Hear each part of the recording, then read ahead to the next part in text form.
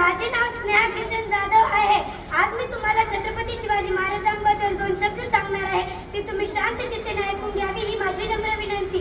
छत्रपतींच्या या पदस्पर्शाने पावन झालेली ही माझी मातृभूमी आणि हिंदवी स्वराज्यातील अजिंक्य रामसर अशा किल्ल्यांच्या पायथ्याशी मला छत्रपतींवरचे विचार मांडण्याची संधी उपलब्ध करून दिली, त्याबद्दल आयोजकांचे आभार। छत्रपतींना या जिजाऊच्या लेखीचा मानाचा मुद्रा विजयसारखी तलवार चालवून गेला, वेळा छातीने हिंदुस्थान हलवून गेला, वाघनख्याने अफजल खानाचा पुतळा पाडून गेला, स्वर्गात गेल्यावर हिजाला देवानी झुकून मुजरा केला, असा मर्द मराठा शुभा होऊन गेला।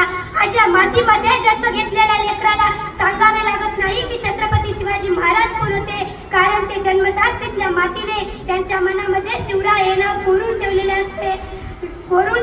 असते। शिवराय हे नाव आज भारतातच नव्हे तर संपूर्ण जगाच्या कानाकोपऱ्यात पसरले आहे। कोण होते शिवराय, असे कोणते काम त्यांनी केले होते की आज 3.5 वर्ष उलटूनही त्यांचा नावाचा जय जयकार सगळीकडे होत आहे। इथल्या लोकांना तर सोडाच, परंतु दरोडेखोरांना जरी विचारले की छत्रपती शिवाजी महाराज कोण होते तर ते सांगतील रुद्राचा अवतार तो वाघाचा ठसा होता। विचारत्या सह्याद्रीला, विचारत्या सागरी लहरींना माझा शुभा कसा होता। खरं तर छत्रपती शिवाजी महाराज हे नावच असं आहे की त्यांच्या नावातील प्रत्येक अक्षर हे आपल्याला त्यांच्या कार्याची व पराक्रमाची माहिती करून सांगणारे आणि सर्वांना प्रेरणा देणारे आहे। 36 हत्तीचे बळ असणारे, त्रस्त मोगलांना करणारे, परत न फिरणारे, तिन्ही जगात जाणारे, शिस्तप्रिय व वाणिज्य जिजाऊचे पुत्र, महाराष्ट्राची शान हार न मानणारे, राज्याचे हितचिंतक, जनतेचा राजा म्हणजे छत्रपती शिवाजी महाराज। कोणत्याही काळी आम्ही जनावरांसारखं जीवन जगत होतो।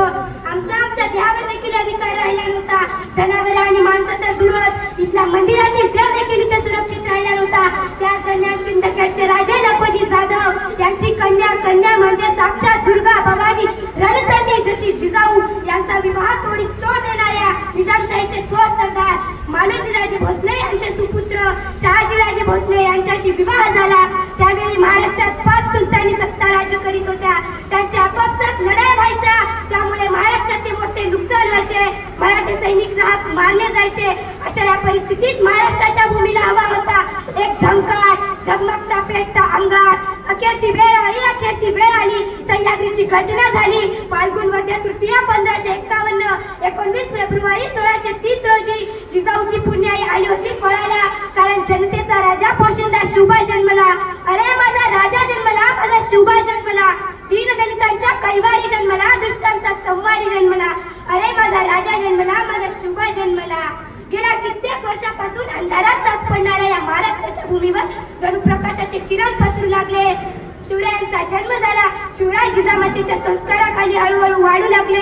जिजामातेने शिवरायांना लहानपणापासूनच सत्यासाठी व न्यायासाठी लढायला शिकवले।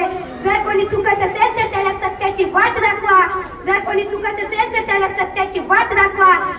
लढत असेल तर त्याला मराठीची जात दाखवा, अशी शिकवण जिजाऊकडून शिवरायांना मिळत गेली। भोळ्या बाबड्या जनतेने गुलामगिरीतून मुक्त होण्याचा दृष्टिकोन शिवरायांसमोर ठेवला। म्हणूनच म्हणावेसे वाटते, थोर तुमचे कर्म जिजाऊ, उपकार कधी न फिटणार, चंद्र सूर्य असेपर्यंत नाव तुमचे नाव न मिटणार।